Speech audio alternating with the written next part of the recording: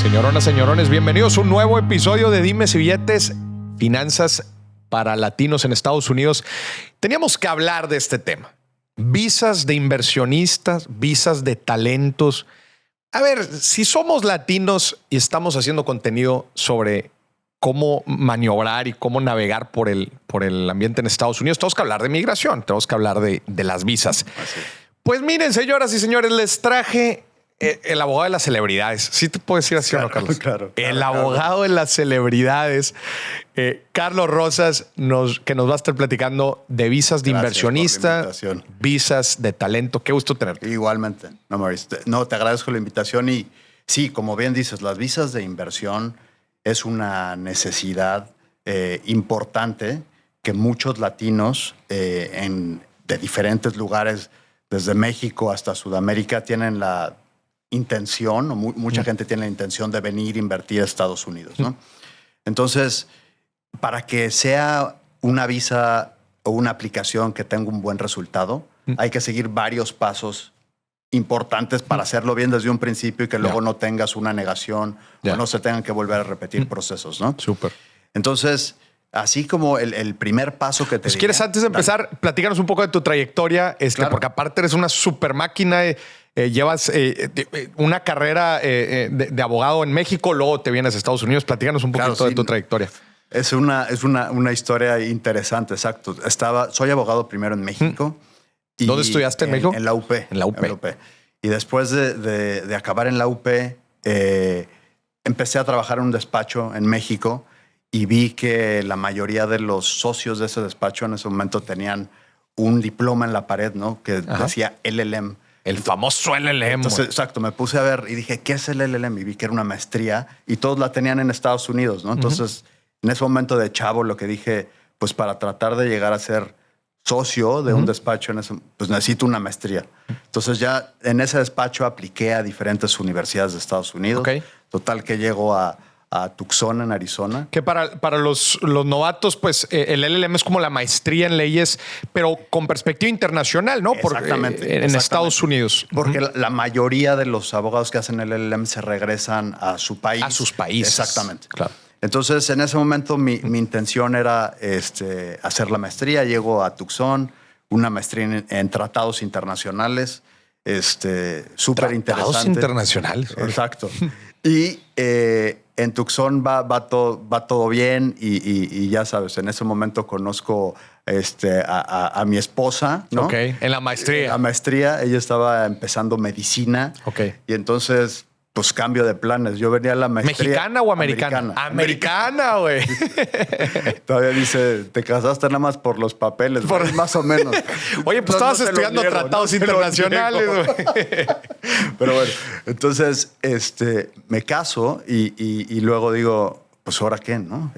Ya si voy a estar en Estados Unidos, el LLM en realidad ya no era algo que me iba a ayudar para ser abogado americano. Entonces, no te ayuda. O sea, no, porque es una maestría como abogado extranjero, pero aquí te siguen viendo como un abogado extranjero que tiene una maestría. Que tiene una maestría nada más. Falta pasar el examen de la barra. No, entonces, exacto.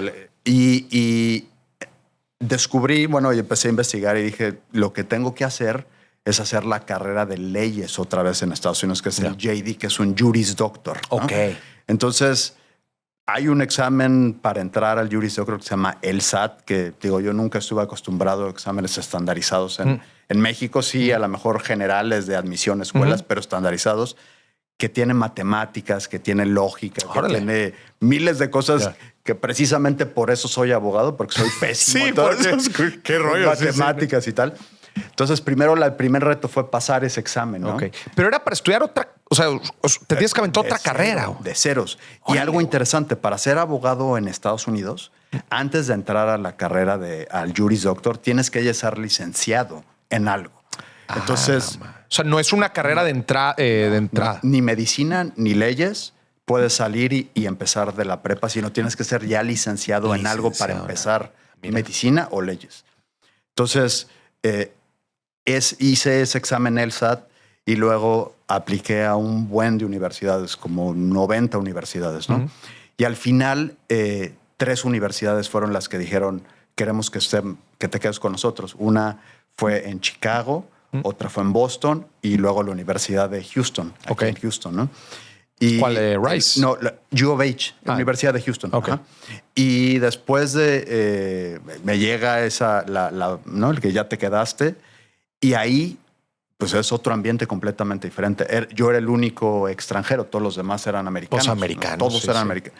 Y tenía un compañero de banca que era un piloto de submarino, otro que era un ingeniero de MIT, otro que era un economista, o sea, de todos tipos, ¿no?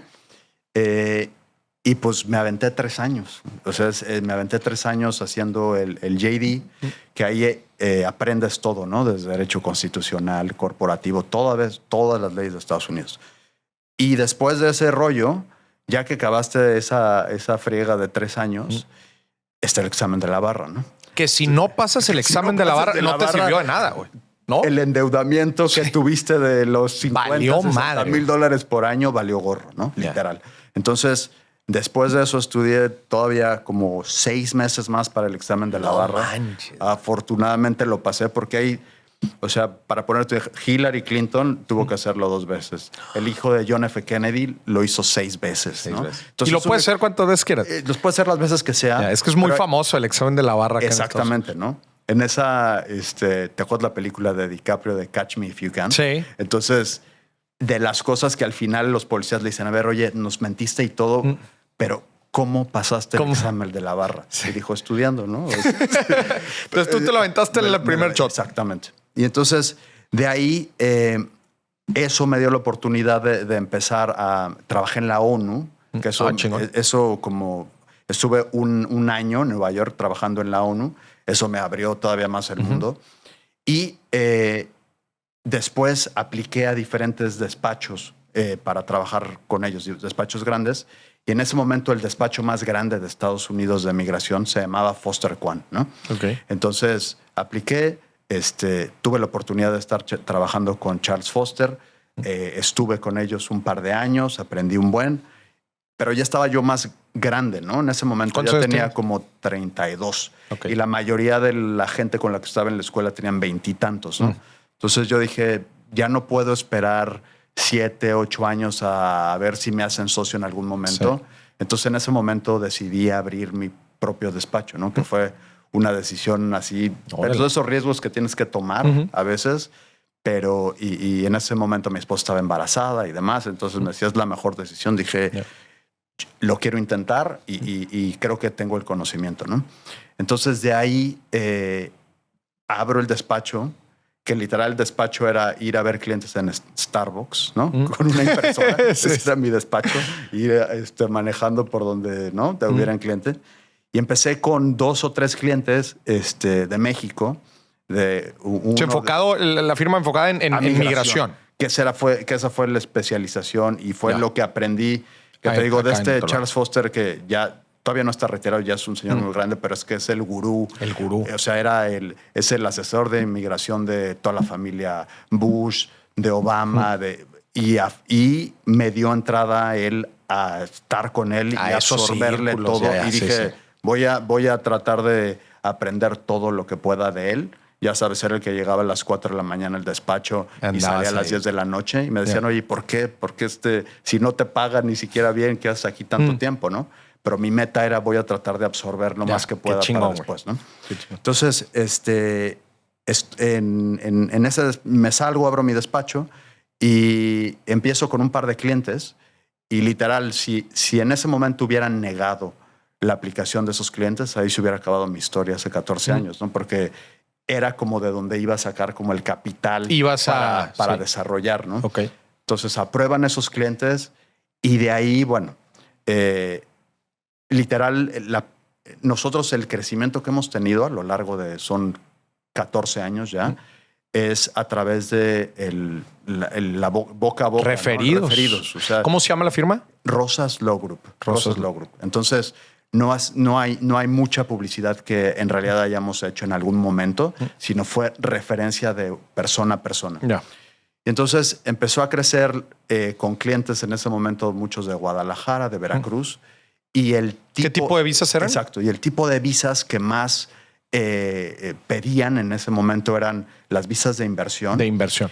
Y hay otra visa que se llama la visa L1, que es cuando tú tienes una empresa en el extranjero, en este caso en México, y quieres abrir una subsidiaria en Estados Unidos.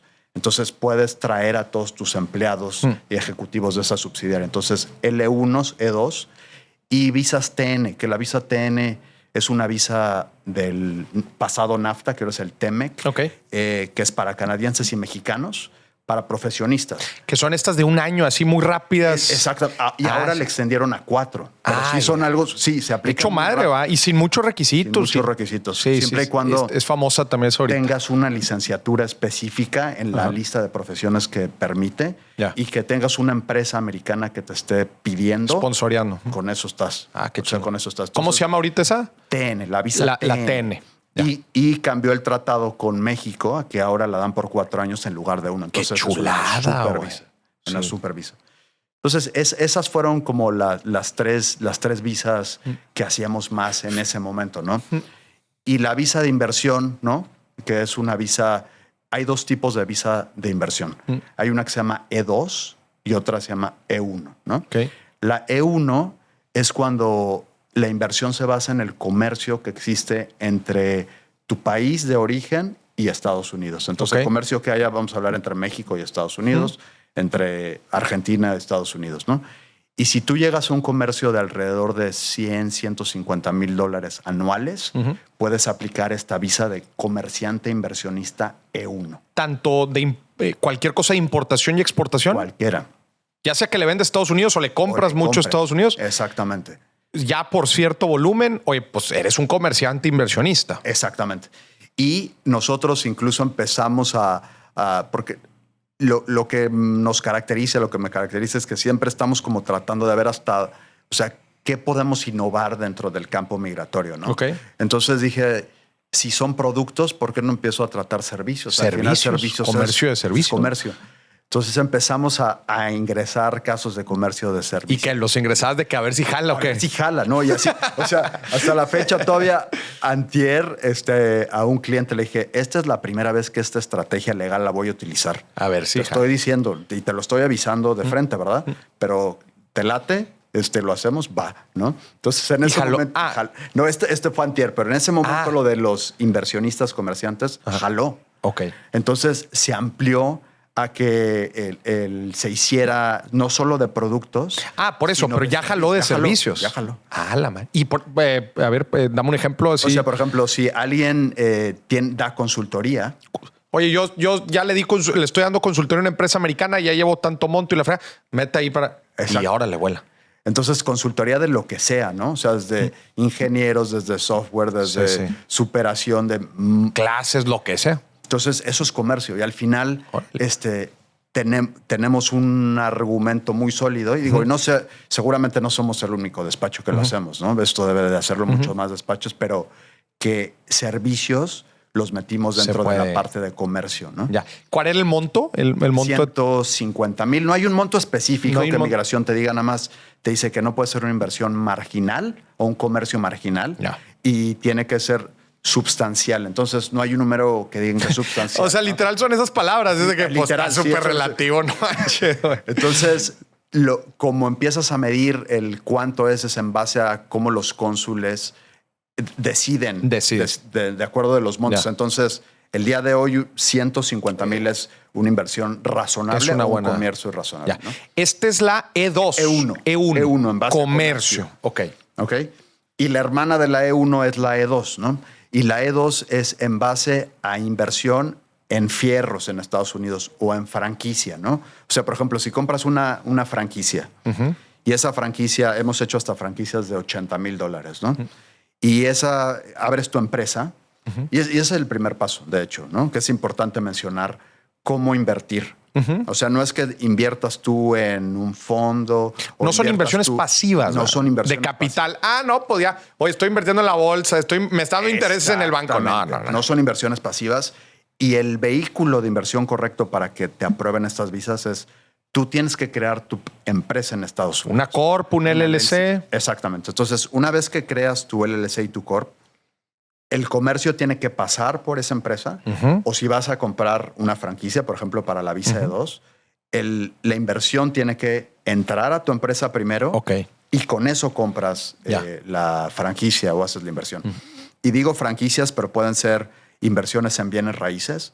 En bienes raíces no una casa, ¿verdad? O sea, no una casa para que tú la vivas, pero sí, por ejemplo, si tienes 3 o 4 terrenos pequeños y vas a hacer casitas y las vas a remodelar, eso ya es un plan de negocios que se enfoca a lo comercial y no solo a una inversión pasiva. Porque ya vas a estar supervisando subcontratistas, ya vas a estar comprando materiales. Entonces, cuando hablan de inversión en bienes raíces, sí se puede, pero en base a una inversión en bienes raíces comercial, no comprando una casa para vivir. No, para vivirla, ni tampoco me imagino comprar para rentar. Tampoco. Sí, o sea, lo que estoy identificando ahí es, o sea, Estados Unidos le interesa la inversión en capital, o sea, que vengas, traigas la lana, pero que esa lana la metas a, llamémosle entre comillas, riesgo. Que involucre contratar algo, gente, proveedores y la madre. O sea, no inversiones pasivas. Y tal como lo dijiste, o sea, la ley dice tiene que ser una inversión en riesgo. En riesgo. Entonces, el riesgo significa exacto, que no sea una inversión pasiva.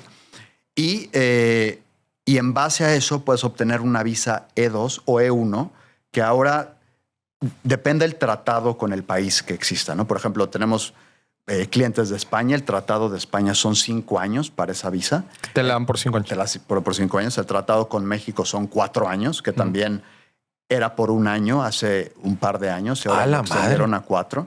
Entonces, esa visa es una visa muy cómoda en el cual no tienes que estar ni mínimos ni máximos dentro o fuera de Estados Unidos. Puedes estar viajando, entrando y saliendo, siempre y cuando operes tu empresa, ¿verdad? O sea, eso es algo muy importante de todas las visas en general, y es donde veo problemas cuando a veces es fácil decir, oye, ayúdame a sacar una visa, tú tienes una empresa, eres mi cuate, échame la mano, ¿no?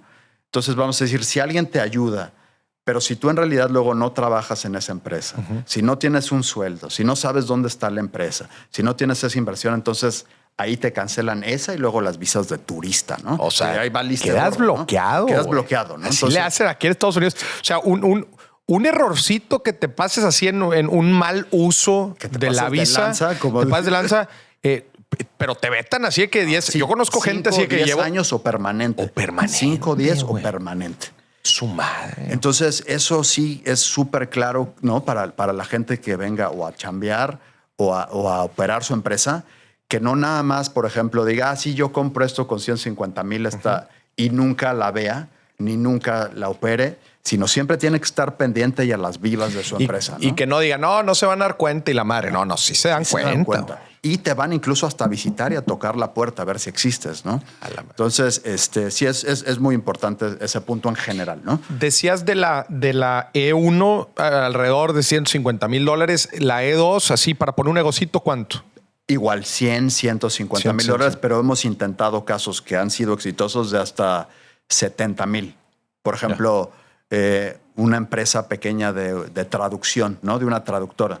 Y entonces el inmobiliario, la oficina, los muebles y tal sumaban entre 50, 70,000, algo de software y demás. Y con eso obtuvimos una visa inversionista por 4 años en este caso. Pues 5 años, era italiana, ¿no? Entonces, inversión substancial es lo que dice la visa E2, pero substancial significa substancial de acuerdo a tu ramo. Así es como yo lo analicé, ¿verdad? O sea, para una traductora, $70,000 es más que substancial, ¿no? Porque necesitas computadoras, a lo mejor una persona, rentar una oficina, etcétera, ¿no? Entonces, es que los negocios se han vuelto ya también muy subjetivos, ¿verdad? Pues un negocio de servicio, así en donde también uses mucho software, muchos herramientas digitales. Pues oye, ¿cuánta inversión necesitas? En realidad, muy poca. Muy poca. Y aparte, también en muchos casos que los inversionistas creen que no tienen como activos o esa inversión sustancial, hemos logrado, por ejemplo, alguien que crea algún tipo de software o que tiene un mecanismo interno en la empresa que han desarrollado, ¿no? Entonces yo les digo, oye, ¿le has dado valor a eso? O sea, alguien ha evaluado lo que vale, lo que creaste aquí, esto. Y entonces hemos logrado aplicaciones de decir, hacer una evaluación y decir, este software, este proceso vale tanto. Y eso cuenta como inversión. Como activo. Como activo. Oye, el algoritmo, el código, eso, órale va. Pero hay mucha gente que eso no le da, dice, como no es un fierro, como no es algo, Sí. pues qué valor tiene. Pero entonces hemos identificado el darle valor a las cosas que no son tangibles también, ¿no? Ya. O sea, una marca, un uso de marca, entonces parte de eso lo sumas con la inversión y si llegas a esos 150,000 y tienes lo que se requiere, como los otros requisitos importantes, que una de las cosas ahora que dices que ha cambiado mucho es, pero sí te siguen pidiendo para las visas, es que tengas una oficina que no sea tu casa. Esa es la otra, ¿no? Porque es muy común que siempre me digan, oye, en mi casa, pues yo tengo, ¿no? una oficina en mi casa, que un cuarto que lo utilizo para oficina. No hay inmigración, te dice, tiene que ser un contrato comercial, aunque sea de un cubículo, que tengas un escritorio, pero tiene que ser una oficina física y no puede ser tu casa. Entonces, esa es otra de las cosas fundamentales que tiene que tener una visa inversionista. Oye, platicas... en su trabajo en toda la parte de asesoría y en el armado de las carpetas y todo, pues ustedes ponen cierta información y documentos. Luego, ¿cómo se llama? El cónsul. Bueno, el Instituto de Migración, ¿no? Hay dos instancias diferentes. Una es USCIS, que es el servicio de migración que es dentro de Estados Unidos, y luego el Departamento de Estado, que son todas las embajadas. Todas las embajadas. Ajá. Pero lo que voy es, o sea, ¿quién es la persona? Porque tú dices, no, y lo metimos y aceptó y jaló. ¿Quién está del otro lado? O sea, ¿quién está validando? ¿Quién está revisando? Esa es en migración es subjetivo. O sea, hay muchas cosas que son subjetivas.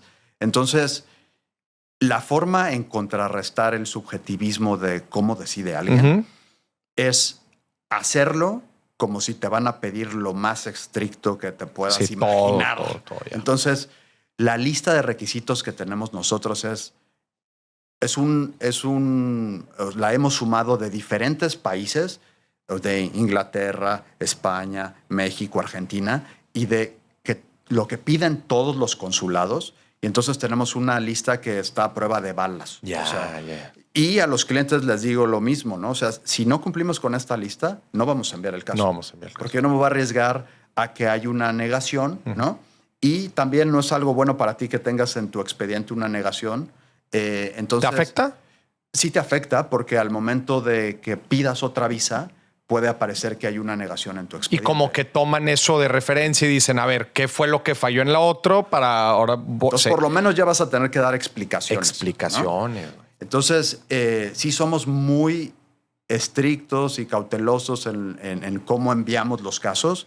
Y por eso cuando me dicen, oye, pues, ¿qué probabilidades o qué porcentaje? Realmente les digo casi un 100. O sea, casi un 100, porque este caso, como va, tiene exactamente lo que están pidiendo, no solo este consulado, embajada, sino en todo el mundo, ¿no? Ya. Y algo que hacemos con todos los clientes es una preparación antes de la entrevista que es fundamental. O sea, de decir, a ver, hacemos un tipo de prueba de, a ver, este va a ser en la entrevista. Esto es lo que te van a preguntar. Esto es como tienes que contestar. Si te preguntan esto, contesta de esta forma, ¿no? Que muchas veces como latinos tenemos la manía de, o bueno, la forma de ser, de hablar mucho. Hablar y decir de más, ¿no? Entonces, a los momentos de llegar a una entrevista consular, lo mejor es conciso y listo. O sea, si te dicen, ¿no? ¿Te llamas Maurice? Sí. Ya. No, sí, porque mi papá me puso. Sí, sí, ¿no? Y así vas paso por paso. Entonces, todo ese tipo de formas de contestar en la entrevista es muy importante también para el que haya éxito en el caso, ¿no? En el consulado, ¿verdad? Ya cuando presentas ya toda la información y... Porque puedes llevar el mejor caso y ya lo recibió la embajada y tal, pero al final, si el que se entrevista no sabe contestar o contesta lo que no tiene que decir... Sí, o sea, tú te pudiste haber aventado un jalezote con una carpeta súper robusta. Dices, no hay forma que esta carpeta nos las echen para atrás. Sí, pero si en el momento de los trancazos ahí en la entrevista lo hace mal, ahí quedó. Te pongo un ejemplo así que es súper fácil y mucha gente puede caer. pero ¿qué es lo primero que decimos? Entonces, estas visas que estamos hablando, la TN, la E1, la E2, se llaman visa E1, E2 no inmigrante, ¿no? Entonces, un cónsul te puede poner una pregunta capciosa, una zancadilla que te dice, oye, entonces te vienes a residir a Estados Unidos, ¿verdad? Y si dice sí, ahí se acabó la entrevista y adiós visa, porque residir significa inmigrar. Es irte a vivir. Y esta visa es temporal, no inmigrante. Sí, no te vas a ir a vivir. Vas a ir a operar un negocio, pero no vienes a residir. vienes a residir. Entonces, ese tipo de cosas cambian el rumbo de una entrevista. Entonces, las tenemos muy identificadas. Y entonces a los clientes les decimos, a ver, acuérdate que esto es temporal, no inmigrante. Tu residencia principal está en tu país. Sí vas a tener un domicilio temporal, vas a estar operando tu empresa, pero no vas a residir permanentemente porque estás pidiendo una visa no inmigrante, ¿no? Oye, Carlos, pero a ver, mucha gente toma estas visas, por ejemplo, las de inversión, con el objetivo de después brincar a una green card. ¿Cómo funciona ese salto? O sea, estos 4... Bueno, a ver, igual y platícanos de los requisitos para la green card y cómo es que funciona. No, es súper importante lo que dices porque esa es una estrategia que se tiene que crear desde un principio. Una visa de inversión per se no te lleva a una green card, punto.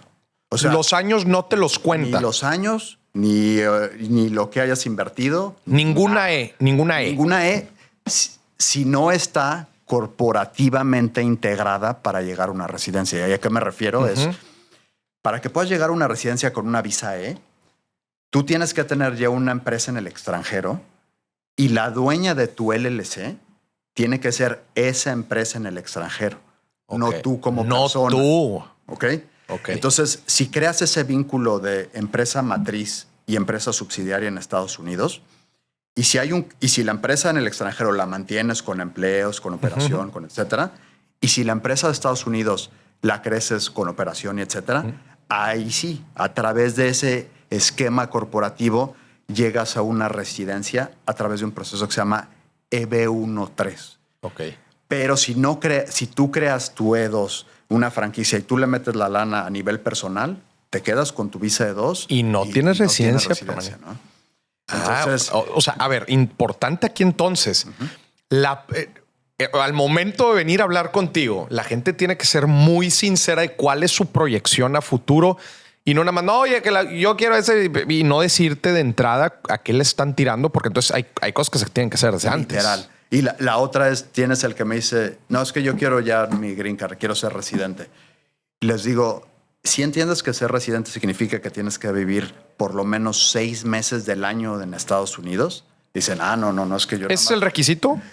Para ser residente y mantener tu residencia, tienes que por lo menos pasar 6 meses del año. Para mantenerla. Pero espérate, ¿para ganarla?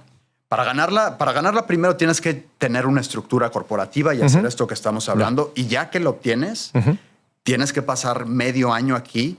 Durante los siguientes 5 años, si es que luego te haces ciudadano a los 5 años, o si no, siempre, ¿no? Sí, siempre. Entonces, si alguien no quiere vivir aquí 6 meses, o también no quiere ser residente fiscal americano, que significa que tengas que pagar los impuestos, no que pagues doble, por eso hay tratados de doble tributación, pero sí tienes que reportar en Estados Unidos todo lo que haces en el mundo.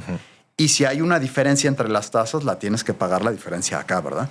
Entonces, eso se tiene que valorar también al momento de decir, quiero una residencia o mejor me quedo con una visa no inmigrante que me da la facilidad de entrar y salir, sigo pagando impuestos en mi país y no tengo que estar 6 meses, ¿no? Porque eso, a ver, con una visa de inversión, una E1, una E2, cada 4 años, oye, pues la renuevas, dices, pues yo entro y salgo cuando quiera, gano lana allá, mis hijos están en la escuela. ¿En dónde? En Estados Unidos. En Estados Unidos, yo puedo entrar y salir cuando quiera, no tengo que tributar, no tengo que reportar nada allá. Algo bien importante también, al cónyuge, ¿no? De la visa E1, E2, el principal tiene que trabajar en su empresa. Pero el cónyuge que sea no trabajando en la empresa tiene un permiso de trabajo para trabajar donde quiera. Donde quiera en Estados Unidos. Sí, para acompañar también todo el rollo y moverse como quiera en Estados Unidos. Güey. Qué chulada. O si no está ligado a la empresa. Y entonces esa persona que no está ligada puede trabajar literal en donde quiera, ¿no? Entonces eso eso también es parte de una estrategia legal que a los clientes les digo, a ver, ¿quién es el que quiere tener más libertad para desarrollarse en otras áreas en Estados Unidos, ¿no? Entonces, no, pues él o ella. Entonces, él o ella tiene que ser no el principal, sino el principal va a estar atado a la empresa, ¿no? Ya, mira qué Entonces, interesante. Es todo un rollo. Si tienes que hacer un rompecabezas ahí y sobre todo para dar una asesoría buena, integral, correcta y tal. Correcto. Y como dices, del lado de los clientes, también necesito realmente tener toda la información como es y cuáles son, qué es lo que quieren y que sean abiertos conmigo desde un principio, ¿no? Pero entonces ahí los vas guiando y vas definiendo. He tenido muchos clientes que decían, quiero una residencia, y saliendo de hablar con nosotros dicen, no, lo que quiero es una E2, ¿no? Sí. O al revés, ¿no? Hay clientes que yo les diría, hay una visa que se llama EB5, que literal compras tu residencia. $800,000, le pagas se llama un centro regional. Centro regional es un lugar de inversión que Migración aprobó para otorgar residencias a través de esa inversión. Pagas $870,000, firmas un contrato de suscripción, dejas tu dinero 5 o 6 años ahí y a través de eso obtienes tu residencia sin hacer nada. Esa es la forma más fácil de ganar la residencia, comprándola. Literal. Y son $800,000. $800,000. Y esos $800,000 el centro regional los va a utilizar para crear 10 empleos de residentes o ciudadanos americanos. Entonces, por esto es un programa desde los 90s que lo siguen renovando en Estados Unidos siempre, porque es para crear empleos en Estados Unidos. Para crear empleos, traerse lana del mundo y crear empleos en Estados Unidos. Dice, ¿quieres venirte? Chingón, nada más que tienes que traerte billete. Y voy a emplear a 10 personas con estos proyectos. Exactamente. Y lo único que tienes que probar es que tus fondos son lícitos. ¿De dónde vienen los 800,000, no? No manches, güey. O sea, entonces, más o menos 15, 16 millones de pesos. Exactamente. Tráelos y te la dan. Pero nada más ese dinero se queda invertido. Se queda invertido 5 o 6 años. 5 o 6 años. De acuerdo al centro regional y al contrato de suscripción. Y luego regresa el dinero. Obviamente los buenos centros regionales que tienen reputación perfecta te pagan 1% o menos. Sí. Porque al final no es tanto lo que quieres recuperar de la inversión, sino la meta es la residencia. La green card, papá. De vuelta también, sí, ¿no? Sí. Pero lo primero es la residencia, ¿no? Oye, sin rendimiento, papá, pues el rendimiento lo tienes en tu tarjeta, gacho. Exactamente. Oye, ¿y te la dan inmediato? ¿Te lo dan después de los 5 años? No, entonces la ley cambia ahora que si inviertes desde un principio, cuando inviertas, hay un permiso que se llama Advance Parole, que es como una preresidencia, que te la dan a los 4 meses de que invertiste, te llega ese y ya se andas como si tuvieras tu residencia, viajas, trabajas, número de seguro social, todo. Ya. Entonces sí, había escuchado de esa, no tenía el detalle, pero entonces, digamos, esa es la forma más directa, inmediata, nada más que necesitas brincarle con 15 kilos. Eso, 15, 16 y que ya hayas hecho tu análisis de convertirte en residente fiscal si te conviene en Estados Unidos. Claro. Y que puedas quedarte 6 meses del año a vivir después de que la tengas. Entonces, pero esa es la más, o sea, clientes que en realidad dicen, sí quiero residir, sí tengo ese dinero, sí quiero vivir, cómprala. Órale. Y ya, ¿no? Oye, para una persona que tiene una visa de trabajo tradicional, normal, o sea, nada más quiero entender bien cuándo ya eres elegible para una green card. Imagínate un chavo recién egresado que le acaban de dar una visa de trabajo, está trabajando en una empresa acá. ¿Cuánto es el tiempo ya para poder aplicar a una visa? No es por tiempo. Exacto. Entonces, ese es muy importante. Realmente, el único, digamos, por tiempo que te diera un beneficio sería por matrimonio, ¿no? Por una petición familiar de residente o ciudadano americano.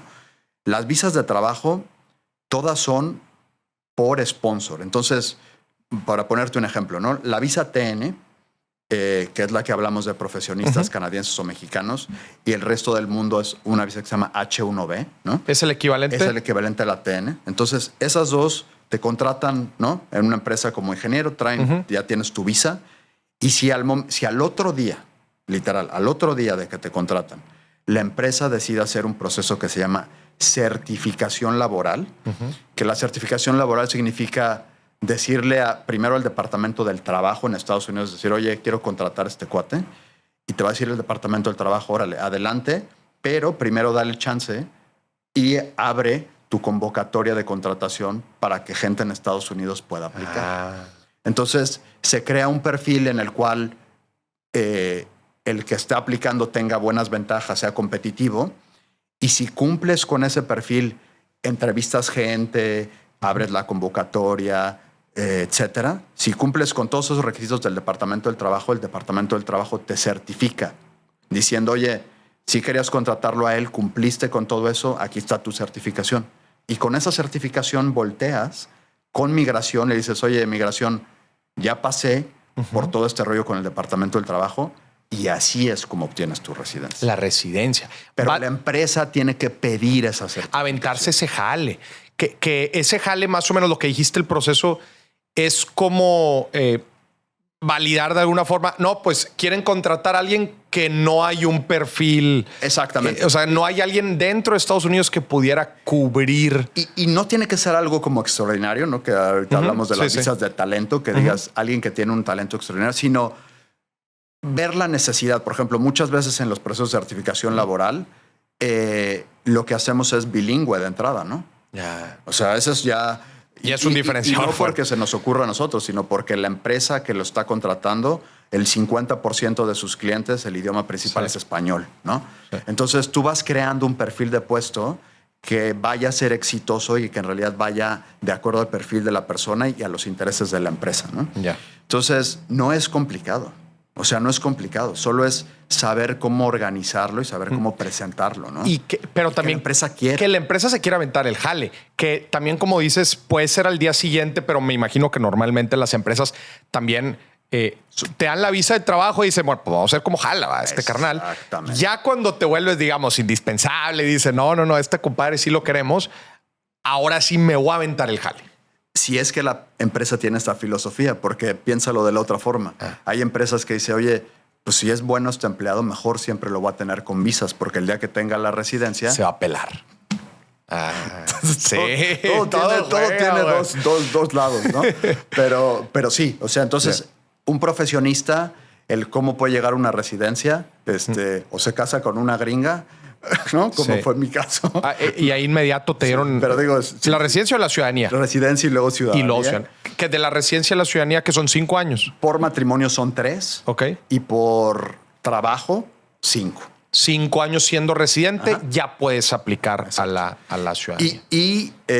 Así te la dieron a ti, gacho. O sea, tú no viviste el proceso que tú ofreces, gacho. Me fui por la fácil. Te fuiste por la tangente. Bueno, ya luego no es tan fácil, pero bueno. sí, unas por otras. Unas por otras. Y bueno, eso es.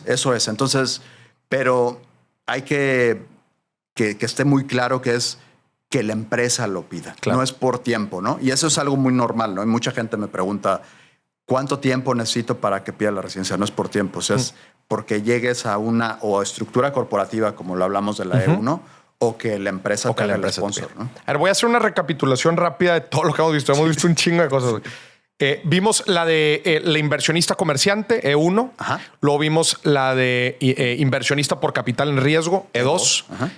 Luego vimos las de profesionista de trabajo. Profesionista de trabajo, la TN, que es parte del TEMEC. Y para los que no sean canadienses o mexicanos, la H1B, que es la hermana de la TN. H1, que imagino los latinoamericanos, esas son las que usan. Exactamente. Esas son las que usan. Después vimos el proceso para sacar la Green Card, que es a través... EB5. El proceso EB5. Exactamente. Que es con una estructura corporativa a través de la 1. Perdón, no, la EB5 es cuando la compras. Ya. Perdón, sí. Esa, la EB5 es cuando la compras y la estructura que hablamos de crear esa estructura corporativa para llegar a una residencia, el proceso se llama EB1-3. EB1-3, que es armar una estrategia corporativa para poder que mi E1 después me dé una residencia o a través del trabajo que me sponsoré una empresa. Oye, qué interesante. Voy a hacer un paréntesis. Por ahorita tengo otras visas de las cuales te quiero preguntar y obviamente que al final nos platiques de la que se nota que te gusta más, güey. de las celebridades, de la farándula, güey. No, pero a ver, ¿cómo cobras tú? Entonces, nosotros tenemos un flat fee que hacemos un contrato con los clientes, ¿no? Y el 50% digamos, de los honorarios es cuando empezamos y el 50% de los honorarios ya cuando se acabó y se envió el caso, ¿no? En algunos casos... Ya cuando se acabó y se envió. Se envió el caso. No, de que es... En algunos casos, algunos clientes me dicen, oye, pues, ¿por qué no hasta que me la aprueben? Le digo, ¿la quieres jugar así? Órale, va a ser más, pero entonces vámonos los dos, ¿no? Hasta que te la aprueben y lo hago. Yeah. Pero les cobran más. Obviamente. Sí, pues sí. ¿No? Y sí, entonces, afortunadamente, dentro de la estructura que tenemos, o sea, tengo varios abogados, tengo varios asistentes legales, pero yo soy el único, digamos, socio del despacho, ¿no? Entonces, hay mucha flexibilidad realmente en lo que pueda hacer con los clientes, ¿no? Entonces, pero en términos generales es una parte al empezar, el 50%, y una parte cuando se envía el caso a migración. Me imagino que varía por visa. Varía por visa, exactamente. Y varía por proceso los honorarios. Sí, yo te diría, de precios, digamos, lo más, digamos, alto serían las residencias EB1-3, la residencia EB5, ¿no? O sea, los procesos para llegar a la residencia a través de EB1-3 o EB5. Y después las visas de inversión, ¿no? Y la visa L1, la que te hablaba, que es cuando una empresa extranjera trae sus subsidiarios. Y luego las visas de profesionistas, que como bien incluso tú tenías ese feeling, ¿no? Son como las más rápidas. Las más rápidas. Entonces, si cumples con X requisitos que no son tan complicados, te las dan, ¿no? A ver, nada más para que la gente también dimensione un poco. A ver, háblate así un poquito de precios. Digo, ya sé que puede variar, pero nada más porque luego se pueden hacer muchas ideas la gente. Sí, no. Yo te diría, una visa TN en promedio $6,000, ¿no? Una TN, la de profesionista. ¿no? Una visa E1, E2 o L1, $8,500. Y una residencia a través del EB1-3 o del EB5, $25,000, incluyendo también el proceso de certificación laboral que estamos hablando, ¿no? Oye, entonces, ¿y estas visas también incluyen los cónyuges? Sí. Sí, también incluyen. Eso, exactamente. Dentro de ese costo es por proceso. Si tú tienes 10 hijos, esposa y tal, todos entran dentro de eso, ¿no? Es por proceso, ¿no? Porque al final a nosotros no es nada más de trabajo meter a la familia. Realmente el trabajo es crear la estrategia para el aplicante principal, ¿no? Sí. Entonces la familia ya viene, digamos, junto con pegado, ¿no? Ya es parte pegado. Entonces es por proceso. Es por proceso. Oye, Carlos, otro tema importante que me ha tocado ver mucho últimamente son la gente que sabe estudiar maestrías en Estados Unidos. ¿Te toca ver casos de esos? Sí. ¿Cómo funciona? Porque sé que también le mueven, güey. O sea, le cambian ahí la política que mientras está en la maestría tiene 6 meses después o la chica. ¿Cómo funciona el tema de venirse a estudiar una maestría? Entonces, bueno, la visa de estudio es la visa F, ¿no? Y esa visa la puedes aplicar desde estudiando una maestría o venir a tomar clases de inglés, ¿no? Y esa visa, la universidad te da un formato que se llama I-20. Entonces tú aplicas a tu visa de estudio, ya te lo otorgan. Y una vez que ya estás estudiando, por ejemplo, en el caso de una maestría, depende de si la maestría es una maestría que está enfocada a ciencias. Las STEM. Exactamente. Si está enfocada a ciencias, al final de esa maestría te dan un OPT, que se llama así OPT, que es un permiso de trabajo por 3 años.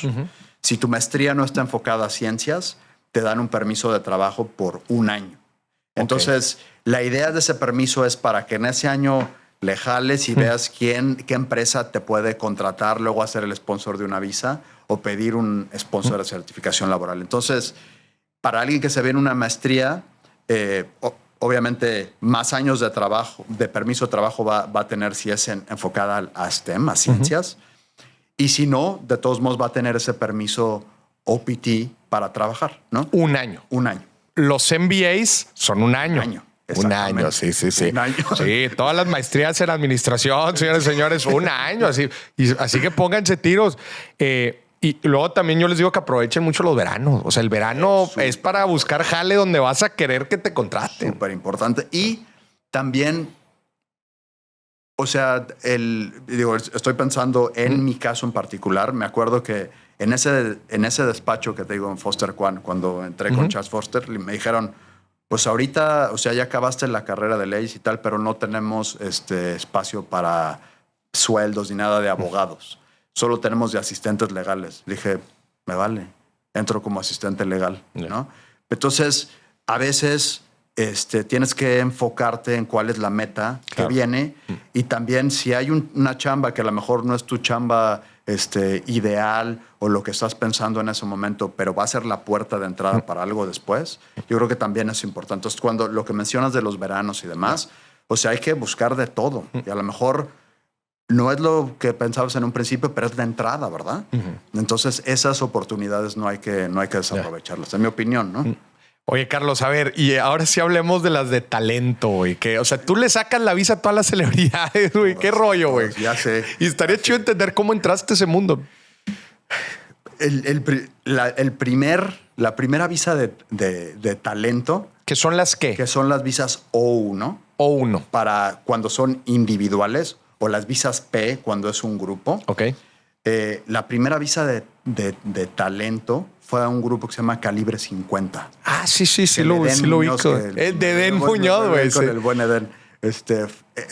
Ellos fueron el primer grupo que habían tenido broncas para sacar visa. Ya sabes, mucho el tema de regional mexicano siempre se sataniza y creen que todos están ligados a otras cosas y demás, ¿no? Entonces, eso es parte de lo subjetivo de migración, que muchas veces ves un artículo de algo y ese artículo el cónsul lo puede leer y en base a ese artículo dice, tú eres eso y ya no te doy, ¿no? Yeah. Pero entonces, al momento de explicar y de saber en realidad explicarles quiénes son, quiénes eran en este caso el grupo, les otorgaron las visas después de varios años. ¿Cuál fue ahí? Fue la visa P. Fue la de grupo. P, la de grupo. Y pudieron empezar una gira en Estados Unidos que no habían hecho literal hace 6 o 7 años, que no habían podido entrar. Entonces, el buen Edén, eso se corrió la voz por ahí, él mismo, y de ahí la siguiente fue Maná Bárbara, y luego Ninel, y luego Nodal, y empezamos por el lado grupero, digamos, ¿no? Pero se fueron refiriendo, igual. Nada fue digo, sí tengo un Instagram y en el Instagram varios... Pero si tienes varios seguidores, güey. Sí, está con ganas. Y ahí, por ejemplo, el Nodal, me acuerdo en ese momento, Belinda, por ejemplo, dijo, Carlos me dice el abogado con el que tienen que ir, el más fregón y tal. Entonces, eso también empezó a crear oye, pues yo quiero ir con el abogado de Nodal, ¿no? No quiero ir. Entonces, indirectamente, a lo mejor el Instagram es lo que puedo decir que ha sido no del boca en boca, sino de ellos dejando algún testimonio de que les fue bien o lo que sea, ¿no? Pero entonces, eso fue, ¿no?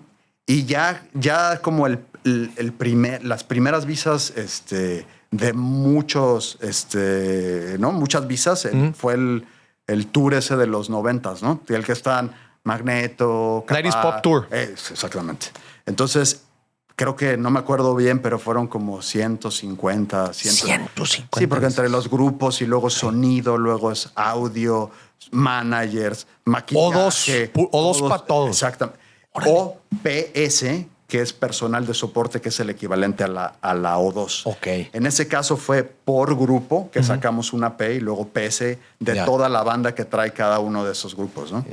Entonces, ese fue como, digamos, el primer caso grande, ¿no? Y las metes todas en la misma carpeta. Todas, pero tienes que justificar cada una. Neta. O sea, este es la bocina, este es el mixer, así. Y tienes que enseñar el contrato y el currículum y el por qué. Entonces, sí, o sea, no nada más es de ya me traigo a 50, puedes traer a 50 o a los que sean, pero justifícame qué va a ser, que tenga un contrato contigo y cuál es la función en específico que esta persona va a tener, ¿no? Oye, los talentos, porque los artistas son unos, pero tú le sacas las visas a todos los a los astros y a todos los aquí y luego a la familia, deportistas y familias. A ver, pregunta, ¿cómo entiendo que se llaman visas de talento, verdad? O sea, ¿cómo tú demuestras que en verdad es un talento? A ver, entiendo que hay gente que es no-brainer. Sale en el periódico todas las semanas el bateador de los Astros. Exactamente. ¿Verdad? Y por ejemplo, en el caso de los Astros, el que tengan un contrato ya con los Astros y el monto que están ganando, punto, ¿no? Ya. Ahí esa es la definición de talento, pero esto es muy Pues buena entonces, unas es por contrato Por con la contrato. institución y la lana que se están llevando. ¿no? Pero otra vez, como te digo, me gusta estirar la liga, ¿no? Entonces, teníamos muchos clientes, sobre todo de Argentina en ese momento, que eran influencers. Entonces, y que no tenían ni contratos grandes aquí, ni tenían, pero sí tenían muchos seguidores, sí los seguían gente, hacían post y demás. Y dije, oye, pues, ¿por qué no intentamos unos de estos chavos, ¿no? Entonces, creamos una estrategia legal en el cual explicamos a migración, y esto me ayudaron la gente que está en mi oficina, que son los veinteañeros. Oye, a ver si es influencer o no es influencer, güey. Sí. Y me enseñaron las gráficas de los posts, de la gente que lo ve. Entonces, a migración le comprobamos que X persona tenía ese talento y llegaba a tantas personas.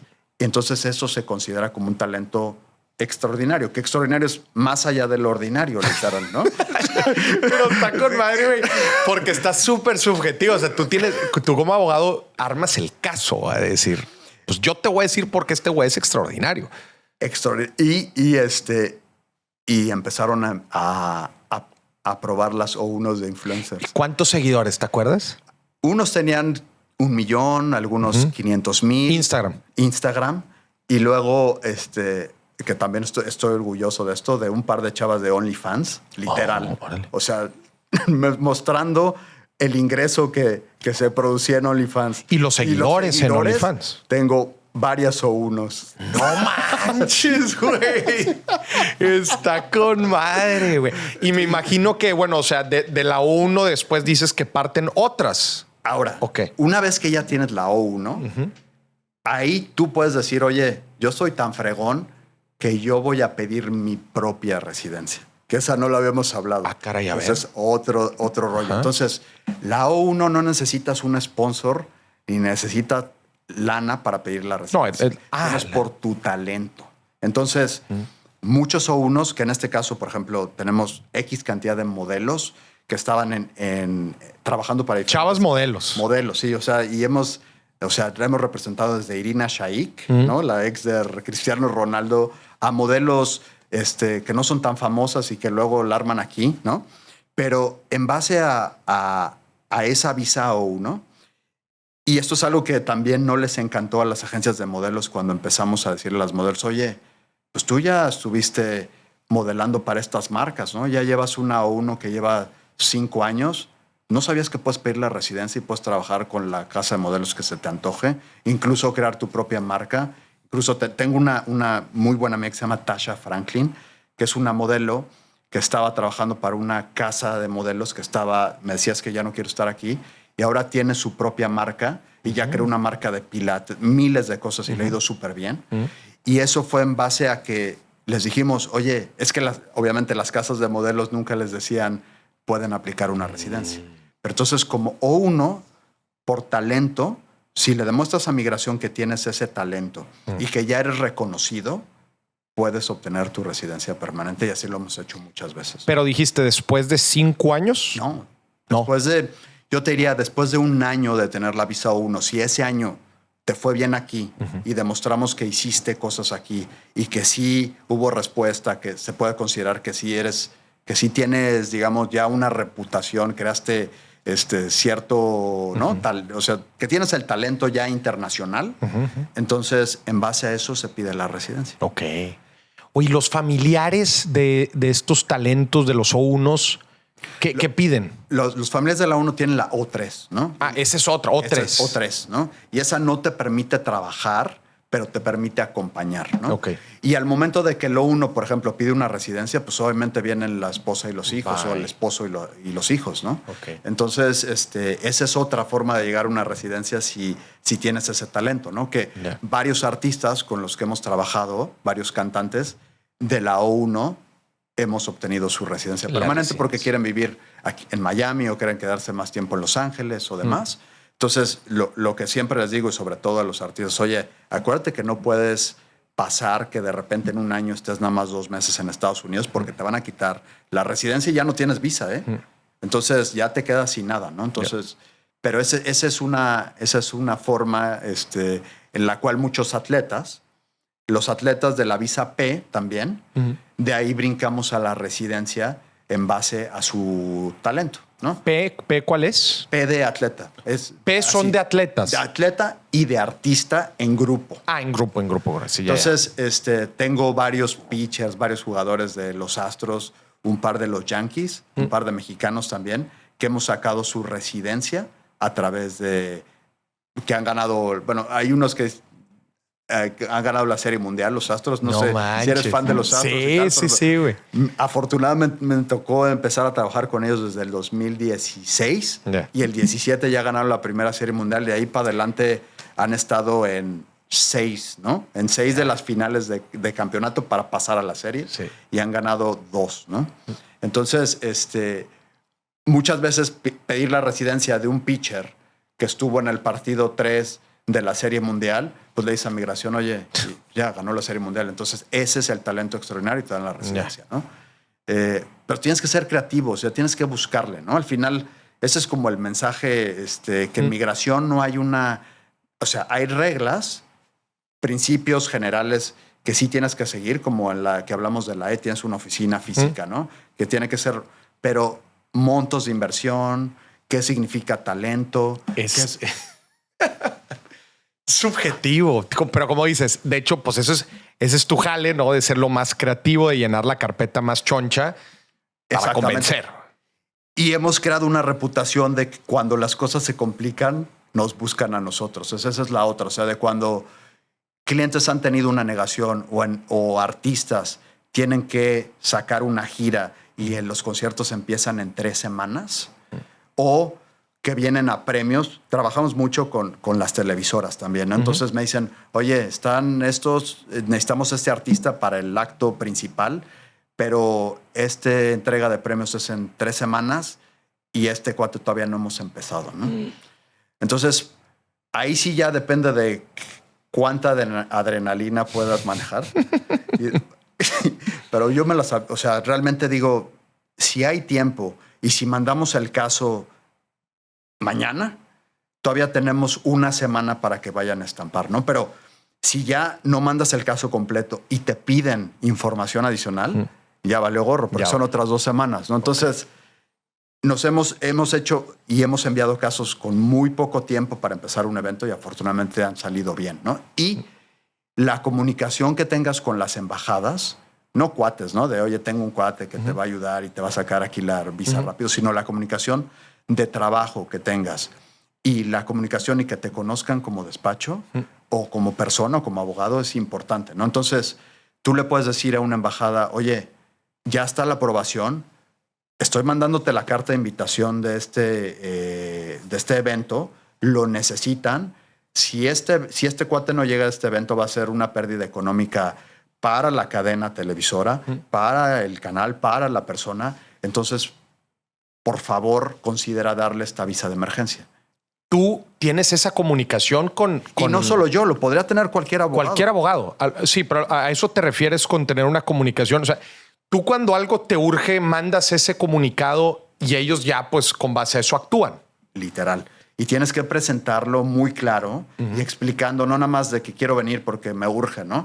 O sea, con evidencia de que sí hay algo que en realidad... Y aparte, cuando hablas de temas económicos y del impacto económico de que ese concierto no se haga, de que esa persona no esté, de que ese jugador no vaya a la Serie Mundial, de que no vaya a los playoffs, sí lo toman en cuenta. Hay algunos que les vale, ¿eh? Okay. O sea, ya es discrecional y quien lo lea, pero yo te diría que la mayor parte del tiempo, si hay una buena razón, una razón sólida, lo toman en cuenta. Oye, y yo como que pensaría que no existe como un fast track que pagues. Sí. O sea, que digas, oye, en vez de decirle, oye, se va a perder todo esto, dices, no, a ver, pues ni modo, yo pago tanta cantidad de dinero y sé que te van a poner adelante. ¿Se puede? No en la embajada, más sí en el servicio de migración central, en USCIS.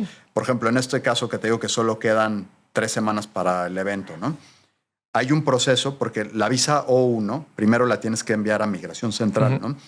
Y hay un proceso en el cual tú pagas, se llama Premium Processing, y le pagas a migración para que te conteste en 15 días. Ok. Entonces, si no pagas ese Premium Processing, un proceso puede tardar 4, 5, 6 meses. Ok. Entonces, sí, ya sabes, aquí hay la forma de pagando, no que te la aprueben porque pagues Premium, Sí, pero el fast sí track. contestan rápido, ¿no? Ya. Entonces, sí hay un fast track en Pero entonces eso es con el central, no con las, no con las. Para eso, para la embajada no existe. O sea, la No embajada ya estás realmente a la discreción total de que si te urge te la den o no, ¿no? Ok. Entonces, mi recomendación, y esto lo hablo con todos los artistas y los managers y tales, envíenme las cosas con tiempo, por favor. Ya. Para no estar al final diciendo, ya tenemos un concierto, ¿no? Pero entonces, para dimensionar un poco el tiempo, porque no me quedó muy claro, o sea, de todas las visas que hablamos, Ok. ¿cómo De hecho, no hemos hablado fluctúa del el tiempo? Ajá.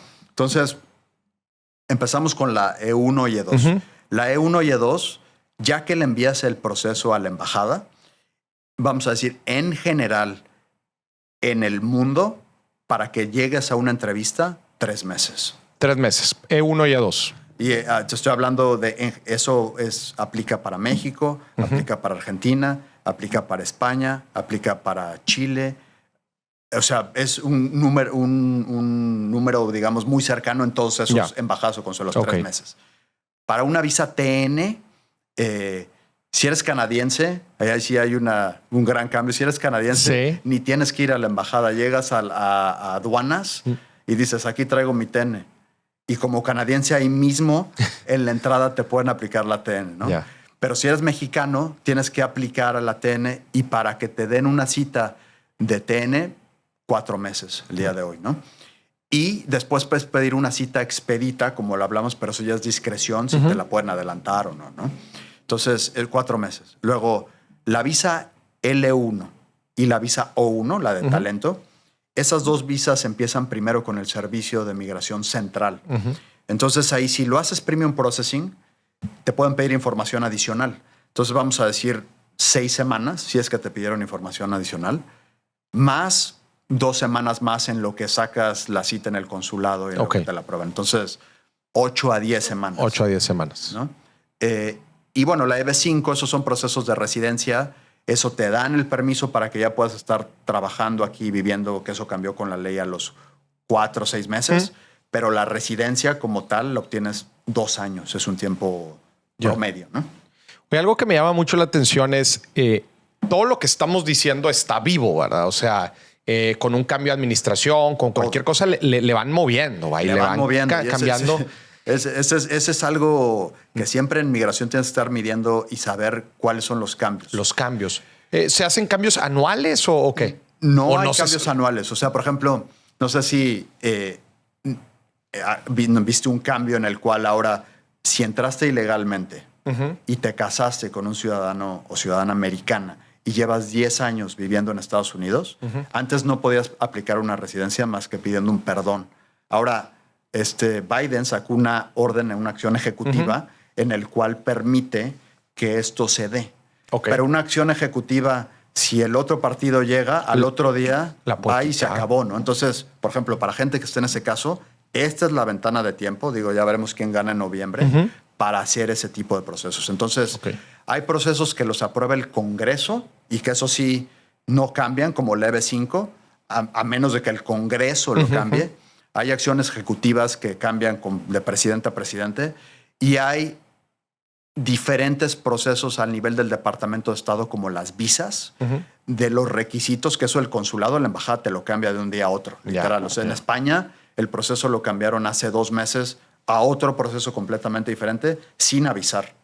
O sea, nosotros nos dimos cuenta sin avisar, ni estaba publicado. ¿Porque rebotaban o qué? No, cuando mandamos el caso, nos dijeron, ok, gracias, pero esta ya no es la forma, ahora esta es la forma, ¿no? Entonces tienes que estar muy al pendiente de los cambios. Y me imagino que muchos de estos cambios ya a nivel, ponle tú los cambios, bueno, nivel Congreso, nivel orden ejecutiva, también responden a muchos cambios demográficos, sociales y económicos del país. Por ejemplo, lo que decías de, oye, vamos a premiar las maestrías STEM, ¿no? De ingenierías y tecnologías. Eso vamos a hacerlas más fácil. A estos no tanto. Oye, pues estamos teniendo un déficit de trabajadores de cierto segmento. Oye, pues mete la visa hecho madre, ¿verdad? Para mexicanos y la madre, ¿verdad? O sea, y ya le dicen el clavo a la residencia que no hemos hablado, que precisamente expandió esta administración, que se llama EB2 Interés Nacional. ok. Entonces, la EB2 Interés Nacional es, exacto, oye, necesitamos ingenieros electromecánicos en esta área en Texas. Entonces, si tú tienes esas características, si pruebas que ya tienes cierta experiencia y que una empresa pudiera contratarte sin que te haga una oferta, puedes obtener tu residencia pidiéndola tú solo, diciendo es para el interés nacional que yo esté aquí, pero tienes que ver cuáles son las áreas de interés. Las áreas de interés que van cambiando y los requisitos, todo eso. Qué interesante. Pero sí, pues sí. Los países van cambiando sus políticas para tratar de mover a la gente y también inclusive... político, obviamente, también, ¿no? Exacto. El clima político y migración en Estados Unidos es un tema que levanta, ¿no? Polémica, ¿no? O sea, hay muchos ángulos que les puedes dar. O sea, desde la gente que está viniendo a quitarnos nuestros trabajos, pero también del otro lado es la gente que está invirtiendo y está creando trabajos, la gente que viene a aportar a la economía, ¿no? Entonces, la gente que viene a desarrollar un nuevo negocio que no existía y que va a crear empleo. Entonces, lo puedes manipular de muchas formas o lo puedes adecuar a tu agenda política también. Entonces, es un tema interesante en ese sentido. Te voy a hacer una pregunta media capciosa, pero supongamos que nos está escuchando un inmigrante ilegal, güey. ¿Qué le recomendarías si step by step que tendría que hacer? Ponle, tú es una persona pues, que ya lleva varios años acá en Estados Unidos, no tiene papeles. Ahí te va. ¿Cuál sería el mejor camino que pudiera tomar? Ahí te va. Entonces, tendríamos que revisar si entró legalmente y se quedó, ya lleva la de gane. Porque si tú compruebas que entraste legalmente y luego, por ejemplo, tu hijo cumple 21 años que ya nació aquí en Estados Unidos. La edad de cuando tus hijos americanos pueden pedir a los papás es 21. Entonces, si ya llega a esa edad, ya te pueden pedir como residente. Si tienes una esposo o esposa que al final es residente americana o ciudadana americana, te pueden pedir. Entonces, si la entrada fue legal, primero ese es el primer, ¿no? Lo que tenemos que revisar. Ya eso es importante. Si la entrada fue ilegal, dependiendo de la nacionalidad. Por ejemplo, hay casos en los que hay tipos de amnistías o permisos temporales o que se llaman TPS, o como te acuerdas, el de los Dreamers, ¿no? De niños que entraron ilegalmente pero eran menores de edad y estaban menores de 16 antes del 2000 y los papás están aquí. Entonces les dieron esos permisos para vivir aquí temporalmente, ¿no? Entonces, primero yo diría, hay que ver cuál es en qué categoría caes, ¿no? Y en base a eso buscar si hay algún permiso, algún tipo de orden ejecutiva que haya cambiado un TPS, si aplicas alguna de esas características, o también ver si tienes un familiar directo que es ciudadano o residente americano, ¿no?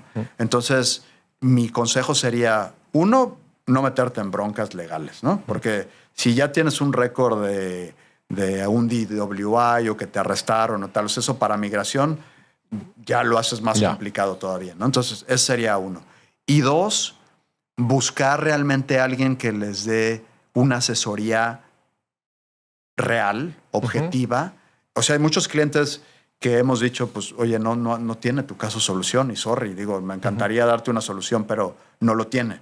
Porque desafortunadamente, ya sabes, los abogados tenemos fama y algunos te ganan la fama de quererte cobrar y otros nada más de cobrar por cobrar, ¿no? Entonces, eso sería, o sea, sí hay posibilidades, sí hay opciones para gente que ha entrado ilegalmente, pero son limitadas, pero hay muchos que caben en esta categoría. Por ejemplo, esta que abrieron ahorita, ¿no? O sea, si ya llevas 10 años viviendo aquí, es muy común que alguno esté casado con un ciudadano o ciudadana americana. Aplica, aunque hayas entrado ilegalmente, ¿no? Pero eso sería realmente buscar una asesoría legal, objetiva, y de ahí. ¿Qué casos no tienen solución? Cuando alguien fue deportado, por ejemplo, y regresa después de ser deportado. Sí. O sea, esa persona ya tiene un castigo que no va a poder, digamos, resolverlo a menos de que salga a su país de origen, esté 10 años ahí, pida perdones, etcétera. Entonces, digamos, eso al final sí tienen solución, pero es una solución larga, ¿no? Larga. Es una solución que tienes que volver a tu país, es una solución. Y también mucha gente utiliza el asilo como una... Hay gente que hemos tenido casos de asilos exitosos que realmente sí eran merecedores de un asilo, pero muchos abogados te dicen, oye, pues pide un asilo y en lo que conteste, en lo que llegas a la corte y tal, te dan un permiso de trabajo, ¿no? Entonces, esa puede ser una estrategia a lo mejor a corto plazo para alguien. Está hablando, creo que era con otro abogado, que algunos abogados les dicen, oye, pues nada más vas a estar un par de años y vas a chambear aquí legalmente y vas a poder enviar dinero a tu casa 2 años, pero luego te van a deportar. Pero es una estrategia que dice la gente, pues órale. Órale, sí jalo. Ya. Entonces, siempre y cuando presentes un caso decentemente, que se vea bien. Que aguante 2 años. Que aguante, porque las cortes de asilo, por ejemplo, están muy retrasadas en cuanto tienes que llegar a presentarte ante un juez, ¿no? Yeah. Entonces digo, no es que sea la estrategia legal indicada, pero si alguien dice, bueno, pues sí hay violencia, sí puedo decir que algo me pasó, y si estoy ok con decir voy a estar 2 años y tal, y ya luego me regreso en esos 2 años jalo aquí, pues esa es otra estrategia. Entonces, casos que no se pueden resolver en realidad sería que haya un fraude, que hayas dicho soy ciudadano americano, que hayas tenido un pasaporte falso, que hayas tenido una visa falsa, que hayas presentado un documento falso a la embajada y te hayan descubierto. O que estés en temas de que te agarraron con droga o estabas vendiendo drogas o tal. Incluso esos pueden tener solución, pero son más complicados, ¿no? Entonces, no sé, yo creo que todos tienen solución aquí. Algunas soluciones más sencillas que otras. Sí. Oye, ¿qué cosas no hacer, güey? O sea, porque también me ha tocado así conversaciones de, oye, les quitaron la visa, no sé, porque cobraron y no tenían visa de trabajo, oye, y 10 años para afuera, güey. O sea, ¿qué cosas hemos hablado de muchas visas? ¿Qué cosa dirías de que tenga la gente cuidado porque son motivo de 5, 10 o perpetua, ¿no? Algo muy claro es si tienes una visa de trabajo y te contrataron para una función en esa empresa, aunque digamos seas cuate de los dueños de la empresa, aunque los conozcas, aunque tal, sí tienes que saber lo que hace esa empresa. Y sí tienes que, o sea presentarte y saber lo que estás haciendo y dónde está la empresa y qué es lo que estás trabajando. Porque muchas veces en esos casos dicen, pues yo tengo la visa. Ya, ¿no? Ya para qué sigo yendo a trabajar si a lo mejor el dueño de la empresa, que es mi cuate, no me pide que vaya a trabajar. Entonces ya me quedo así, ¿no? Pero lo que no piensan es que cada vez que entras, aduanas, que eso no es ni el Departamento de Estado ni USCIS, sino es CBP, que es Customs and Border Protection, hace una revisión de, oye, a ver, me estás presentando una TN. Oye, ¿y dónde trabajas? O sea, en el aeropuerto. Sí. Y ya sabes el famoso cuartito, ¿no? Y hay X cantidad de gente que le han cancelado la visa cuando los envían al cuartito porque o no les habían pagado o no sabían dónde estaba su oficina o ya no tenían oficina. O sea, o pidieron una visa de inversionista y ya luego ya no tenían oficina, dejaron de operar la empresa, alguien más opera la empresa por ellos y eso, ¿no? Entonces, esa es la más importante, que es, si estás aplicando para una visa X, sí tienes que cuidar, no solo hasta cuando te la den, sino de ahí para adelante, ¿no? O sea, hacer las responsabilidades que conlleva esa visa. Exactamente. Entonces, eso, ¿no?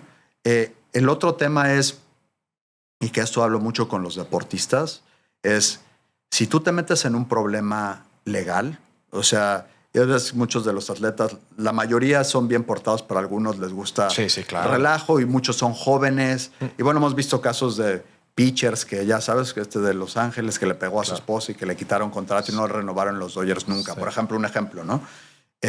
No, hasta iba manejando pedo, Exacto. Todo. Oye, también el caso de un actor, terrible el caso de, de un del que le actor pegó a que le alguien. pegó y se murió el cubano y anda en el bote, creo. Y no va a salir. Y no va a salir. No va a salir. O sea, hay de todos.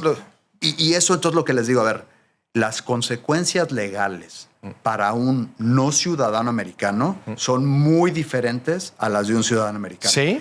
Y en el lado de migración es abismal. O sea, si tú tienes un DWI aquí como a ciudadano americano, pues a lo mejor te quedas 48 horas, pagas una multa y luego si quedas en el récord o haces un examen de que ya te vas a portar bien y no vas a tomar manejando. Pero si tienes una visa, eso, al momento que te arresten esas 48 horas, puede llegar ICE y te deporta. En la mayoría de los casos lo hace así. Entonces, el salir de copas y tal, y en vez de tomar un Uber, tú manejas y te detienen y tienes una visa, ya valiste, ¿no? Y digo deportistas porque hay deportistas, ¿no? Y clientes que representamos que tienen contratos de $200 millones por 5 años. No puede ser. Ahí vale gorro el contrato, ¿no? Entonces... Ya, o sea, ¿ha habido casos así? Ha habido casos. Sí, ha habido casos. O que invitan a una amiga, ¿no? Que venga para acá, pero luego la amiga se enoja, se enoja y dice, no, pues no me invitó, más bien me violó. Sí. O sea, mil casos. O sea, tienes que cuidarte. O peleas, hemos tenido igual. En casos de peleas, pues entonces cuando golpeas a alguien, si la otra persona te demanda, puede ser por un daño agravado también. Y esa sentencia va y visa también. Sí. ¿No? Yo tengo varios amigos tampoco, pero conozco varios casos de cuando yo estaba chico. Ajá. Y vamos, yo soy de Monterrey, güey. Pues, la típica que vamos a la Isla del Padre, güey. Exacto. Pero yo supe de varios casos de chavos que se terminaban agarrando a golpes con americanos, o sea, con gringos, ahí en la playa y la fregada. Oye, terminaba llegando la policía, tijeretazo a la visa y se chingó, güey. Se acabó. Así literal. No vuelves a Estados Unidos. No vuelves a Estados Unidos. O, ya sabes, los chavos de, oye, pues es una fiesta y tal, y en esa fiesta resulta que había, ni siquiera pienses en cocaína, ni nada, marihuana. Había droga, ¿no? Encontraron droga. Y tú a lo mejor ni siquiera estabas en ese rollo, pero estabas en esa fiesta. Sí. Y si arrestaron a esos chavos, eso es igual motivo de que te cancelen la visa y deportación. Y nos ha pasado con hijos de clientes, ¿no? Yeah. Entonces, si tienes el consejo que, como lo estamos hablando, tienes que ser muy cuidadoso en cómo te comportas, la verdad. O sea, y siendo joven a lo mejor y con dinero y con tal, hay miles de cosas que puedes estar abierto, pero tienes que ser muy consciente de que eso puede afectarte desde el punto de vista como no eres americano, puedes perder el que estar en Estados Unidos, literal. Oye, el tema de trabajar sin tener, el tema de que te paguen sin tener visa de trabajo, eso también es gravísimo. Entonces, las otras dos que son, ¿no? Puntos importantes. El meter a tus hijos a la escuela sin visas de trabajo, o sea, que tú no tengas una visa para vivir aquí, incluso una de estudio. O sea, si tú metes a los hijos a la escuela como turistas y te cachan, bye. Vas para afuera. Vas para afuera por lo menos 5 y más bien yo diría 10 años, ¿no? 10 años. Entonces, nunca meter a tus hijos a la escuela si no tienes visas para vivir aquí o si los papás no tienen una visa de estudio o de inversión, etcétera, ¿no? Y el otro que me decías, ¿cuál era el? Que te paguen. Exacto. Eso Entonces, también es gravísimo. Entonces, si tú tienes que tengas una visa con la empresa A y tengas otro jale con la empresa B y te estén pagando, si descubren que con la visa de la empresa A estás chambeando con otra empresa, bye. Para afuera. Entonces, eso es muy importante. Si te están ofreciendo, por ejemplo, y en este caso aplica, las visas O, ¿no? Y otra vez vuelvo a los modelos, puedes tú tener una visa O con una agencia A, pero puedes tener otra visa O con una agencia B. Entonces, en vez de hacerlo mal y trabajar con esta primera visa en las dos empresas, sacas otra visa cuando vengas a trabajar con la otra empresa. Entonces, tienes dos visas O al mismo tiempo. Entonces, hay casos en los que así te puedes proteger, ¿no? Pero sí, el trabajar con una empresa y que te paguen sin tener una visa de trabajo para esa empresa es... Sí, yo he escuchado también casos así. Oye, pero inclusive eventos muy puntuales con pagos. Me supe una de un congreso, güey. En un congreso en donde invitaron a una persona a dar una conferencia. No tenía visa de trabajo, pero pues le marcaron así casi así de bomberazo. Va a dar una conferencia. Oye, pues resulta que sí había un acuerdo. Le pagaron. Se hizo un pedo gigante porque se dieron cuenta, hubo una auditoría, se dieron cuenta que pues te pagaron y tú no tenías ni por qué estar cobrando y anda metido en un pedote. No, y el famoso ese, ¿te acuerdas del caso del Huicho Domínguez que llegó, que nada más venía? ¿Te acuerdas de esa telenovela, no? Que era un personaje. Bueno, yo soy más grande que tú, obviamente. ¿Cuántos años tienes, güey? 46. Te ves bien chavo, güey. Eres tragaño, güey. Entonces, venía a un bar a dar, ¿no? A presentarse y no avisó. Pero entonces al momento de ver el pasaporte abrieron y dijeron, bar. Y en el bar van a cobrar un cover de $5. Pues ya vienes a trabajar, compadre. Entonces, pero bueno, igual y él no iba a cobrar. Pero viene un evento en el que la empresa va a cobrar y él se está presentando. Con eso ya tienes. Aunque a él él no iba a tener remuneración, güey. No sé si en ese caso específico sí le van a pagar o no, pero aunque no vayas a tener remuneración, si la empresa que te está anunciando está cobrando y tú no tienes visa de trabajo, ya valiste. Ya valiste, güey. Ay, cabrón. Sí, entonces, no, hay que hacer las cosas bien, güey. Porque luego me preguntan, oye, ¿cuánto tiempo para que me regresen una visa si me la cancelan? Pues la verdad no hay tiempo. O sea, hay casos en los que nunca te van a volver a dar una visa. Porque como que tú solicitas, ¿no? O pides otra vez, tocas la puerta. Después de, por ejemplo, si te castigaron 5 años, al año 5 y un día, puedes ir a tocar la puerta otra vez, pero nadie dice... Nadie te asegura, güey. No. Y aparte ya tienes un antecedente de que te deportaron o te cancelaron. Entonces, lo más seguro es que te vayan a decir que no, la verdad. Entonces, hay muchos casos en los que un error de esos es vaya a Estados Unidos para siempre, ¿no? No manches. Sí. Y muchas veces lo que veo es que hay mucha gente que tiene la forma de estar bien, o sea, de traer una visa bien, ya sea como estudiante, como... O sea, hay 20 formas diferentes.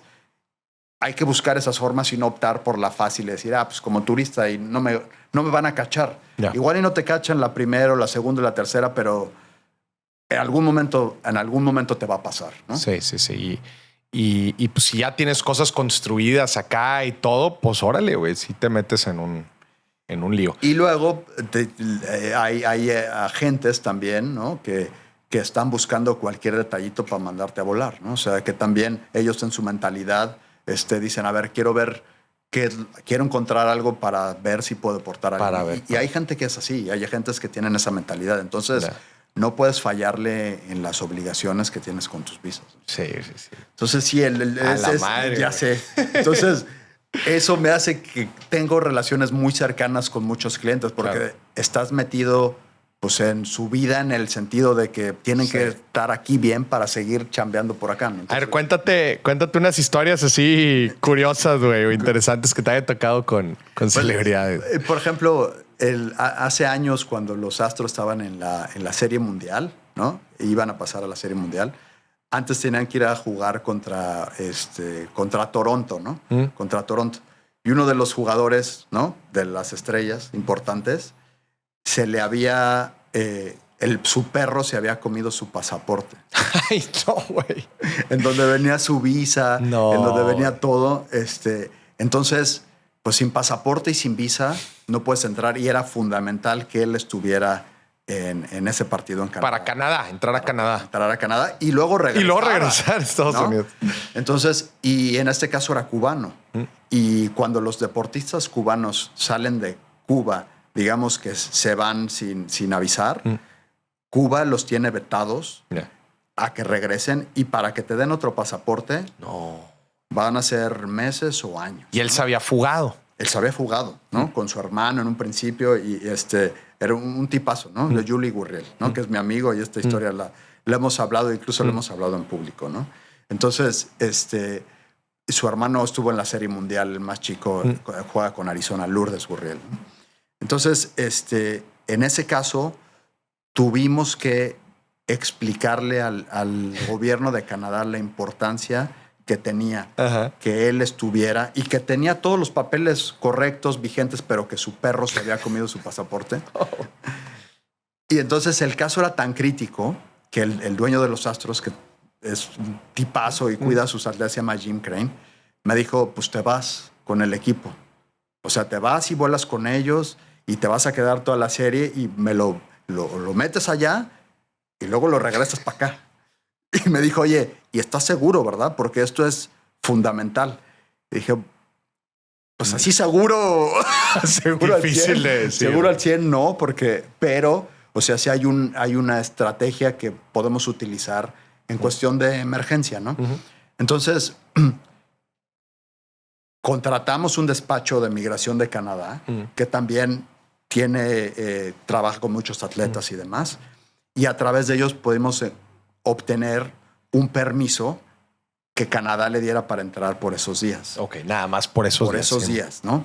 Pero ya jugó, estuvo en la serie y luego el regreso, ¿no? Ajá. Y luego el regreso. Para el regreso a Estados Unidos hay diferentes permisos provisionales que te puedan dar para entrar, que no es como una entrada, pero te dan un permiso mientras arreglas tu tema. Te damos como, estás aquí, pero en realidad no tienes un estatus que se llaman paroles, ¿no? Entonces, me acuerdo muy bien que estábamos en el aeropuerto y ya veníamos de regreso. En el avión fuimos los primeros porque aplicamos para el parol, explicamos y demás. Ya habíamos entrado al avión, entra todo el equipo y de repente, ya a casi nada de despegar, entran los agentes de aduanas y dicen, señor Gurriel, baje. Y en Canadá. En Canadá, para regresar a Estados Unidos. Acá. Entonces, dije, ¿qué pasó? ¿No? O sea, baje, ¿no? Entonces nos hicieron bajar. Obviamente todos en el avión se dieron cuenta, todo el mundo estaba, ¿no? Y llegamos y uno de los agentes me dice, oye, pues es que no me dejaste tomarte una foto contigo. Ay, no, güey. No, güey. Entonces regresamos y obviamente ya te imaginas o sea, nunca había volado en un avión lleno de beisbolistas profesionales. De entrada, los cinturones de seguridad no existen, ¿no? No existen. Y atrás, tan para arriba. Y aparte, ya sabes, todos los latinos atrás tenían, ya sabes, las canciones ahí. Sí, su desmadre. Todo el mundo cuando llegamos aplaudieron y dijeron, ya pensaba estabas en Cuba. O sea, esa es una que y fue el año 2017 que los Astros ganaron la Serie Mundial. Y de hecho, Yuli Gurriel cachó, era el primera base, cachó la pelota del último partido, que se la metió a la bolsa, no le entregó al equipo, y esa pelota vale cientos de miles de dólares. Pero él era fundamental para el equipo. ¿Y cómo le hace si ya no tiene pasaporte, güey? Bueno, y después llegó el pasaporte, pero 6 meses después de negociar con Cuba. Y que le enviaron mal 2 veces y que no llegó. Y luego tuvimos que ir a estampar otra vez la visa. O sea, aunque estaba en la lista negra y todo, le terminaron mandando. Le terminaron mandando y luego tuvimos que, ¿no? Reactivarlo. Pero ¿Esa es la más memorable o tienes así una que dices la más memorable? Hay varias que ya te platico ya después. Pero súper, güey. Oye, qué buen cotorreo, güey. Igualmente. Felicidades por lo que haces, qué chido, güey. Te ha de tocar cada historia, güey. Sí, muy divertidas. Muy estresantes, pero al final, como te digo, depende de si eres adicto a la adrenalina o no. Pero no, gracias. No, qué chido, güey. Y espero que esto en general sirva para, sobre todo, que la gente sepa qué es lo que no debe de hacer, que hay diferentes tipos de visas, que hay diferentes procesos, que no es necesariamente por tiempo, sino porque las empresas o tú mismo, si tienes la habilidad, puedes pedir una residencia. Entonces, nada más que estén bien asesorados y que encuentren a alguien que en realidad los escuche y les plantee las diferentes opciones de acuerdo a lo que quieran, ¿no? Güey, qué chingón. La neta es que diste un panorama súper completo de todo el mundo de este tipo de visas. Estoy seguro que le vas a poder ayudar un chorro de gente, güey. Gracias. Señoras y señores, si quieren platicar con Carlos, quieren más información, quieren una asesoría para ver cómo les puede ayudar con sus visas. www.inviertenlosestadosunidos.com. Ahí van a ver la información y se van a pueden poner en contacto con Carlos, güey. La neta, te la rifaste. Qué buen cotorreo, güey. Felicidades, güey. güey. Me la pasé muy bien. No, gracias por la invitación otra vez. Y gracias por toda la carnita aquí que nos dejaste. Gracias. Nos vemos. Bye, bye.